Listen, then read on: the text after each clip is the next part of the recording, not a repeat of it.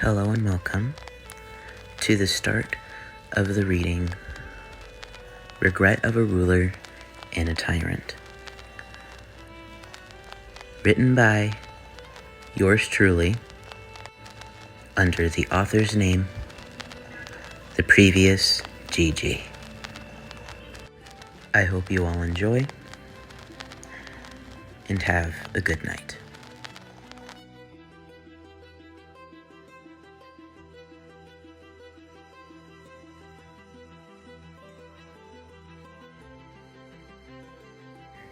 Chapter 1.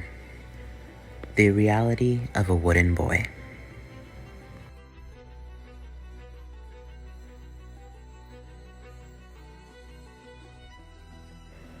Reaching from the ground, not knowing where or who they were, the small child sprouted from the ground, covered in dirt and small vines. The peculiar-looking person before them sees that the child has finally sprouted, and looks down and helps them out of the dirt.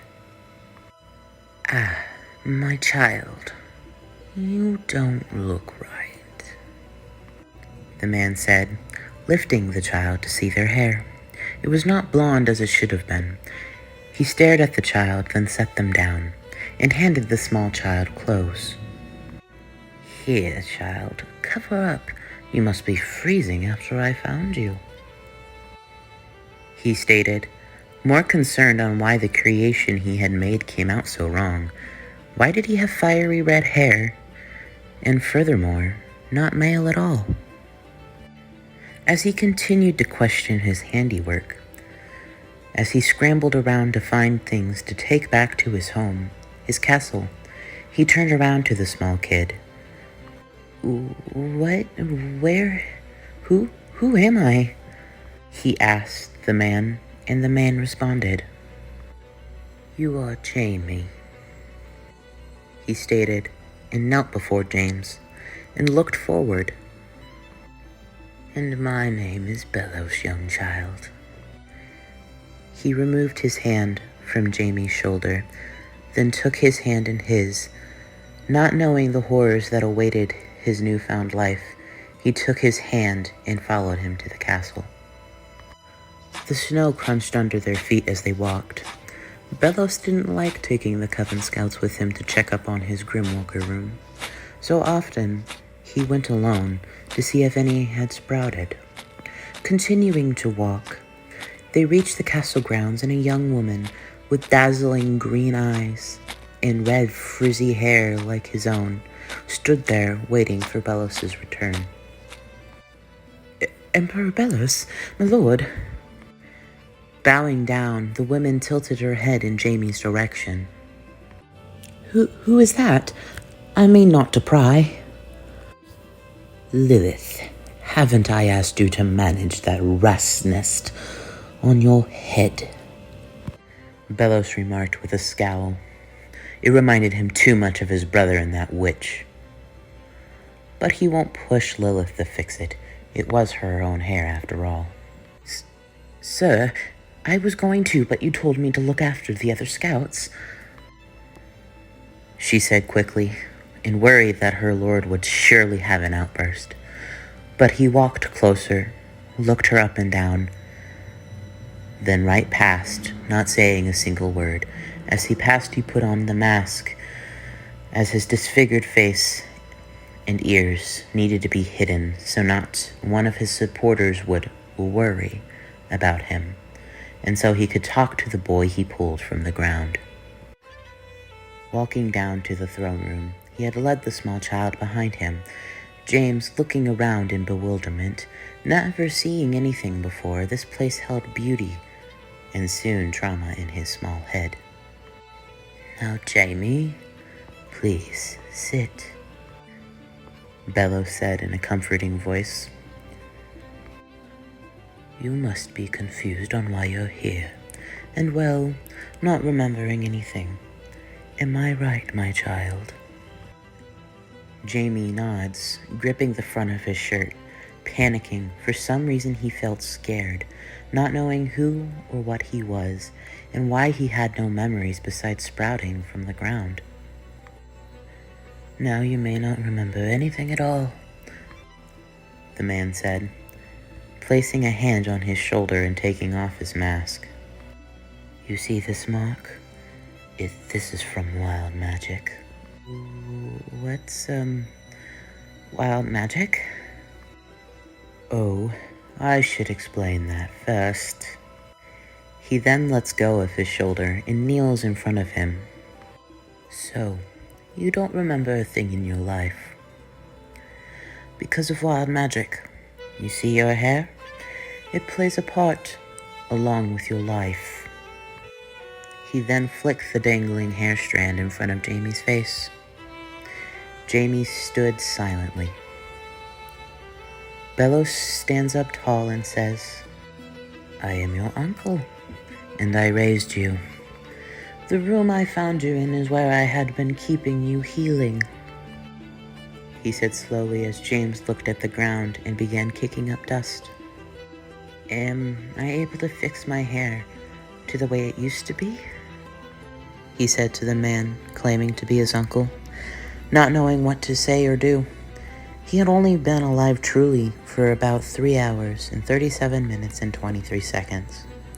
He didn't know why he even knew how long, or why he could even keep track of time so well. Well, yes, but you need to hold still so I can get rid of that unruly hair, Bellows stated, circling his pointer finger in the air. No circle shown though, and a pair of scissors floats over along with a small glass bottle filled with a whitish, tannish liquid in it. Jamie moved to the chair his uncle pointed at, sitting down and fiddling his thumbs. Slowly, small strands, soon full strands of hair, began falling to the floor. His head felt lighter, but he didn't feel himself. He reached up, and Bellows had slowly pushed his hand back. Hold still, young man. Sorry, Uncle. It's all right, my child. He soon finished and had smeared the liquid into Jamie's hair, just slightly long part in a mohawk mullet style, leaving the hair strand and all that was dyed but the sides because the dye would have burned his skin. He didn't want to hurt him, yet. Now, let's rinse your hair, shall we? James had nodded and stood up, brushing the hair off, his uncle leading him to the small pool of crystal clear water besides the castle throne chair. Now, dip your head and rinse your hair. I have a meeting with some coven scouts to scout the Boiling Isles for wild witch lovers and wild witches themselves. As soon as he leaves, James rinsed his hair and left the throne room, looking around. Lilith looked at him from the hallway, and now that he got a good look, she looked about the same age as him. Maybe she wasn't his mom, but maybe related? Lilith holds out her hand. It's stained blue, and her hair was dyed as well. I see you dyed your hair.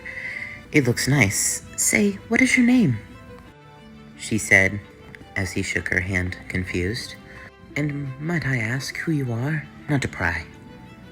My name is Jamie, or James. I don't remember, really. He says with confusion, still unsure what was going on. And, Uncle said he had me safely locked away after his and my family got attacked, and I don't remember anything, he said, hoping it was a good enough answer for the girl. Oh, he did say he was looking after a family member every time he left, so that's totally understandable. Are you okay? She stated, seeing he was slightly shaking and not looking her in the eye. You seem scared. I'm fine. I never asked your name, he said, looking up and fixing his stature. Oh, my name is Lilith, she stated, calmer than before to make sure not to scare the boy in front of her. If you need, I can take you to your room and help you get ready for the school Sir Bellos is setting you before he gives you a sigil. Sigil? Jamie looks concerned. It sounded like it could hurt. Oh, don't worry about it for now. Come on, James. She led him to his room, then waving goodbye. Okay, I gotta go check on the other recruits. I'll come back, okay? See you later. Jamie sat alone in his room, looking around. It had a lot of kids' toys, books, and a nice bed, but it smelled old and had a slightly ripped photo under the wardrobe. Picking it up, he saw a younger-looking Bellos with another kid who looked more like him, but with 3 eyes and pointier ears. Huh, maybe it's part of the family that passed away? Jamie questioned. And that is the end of Chapter 1, Reality of a Wooden Boy. The first chapter in the story, Regret of a Ruler and a Tyrant. If you enjoyed it, please like and subscribe and turn on notifications to get an update on this story, the next video that comes out. Have a good day and a good night, and thank you for all the support that I've received on Wattpad for this story.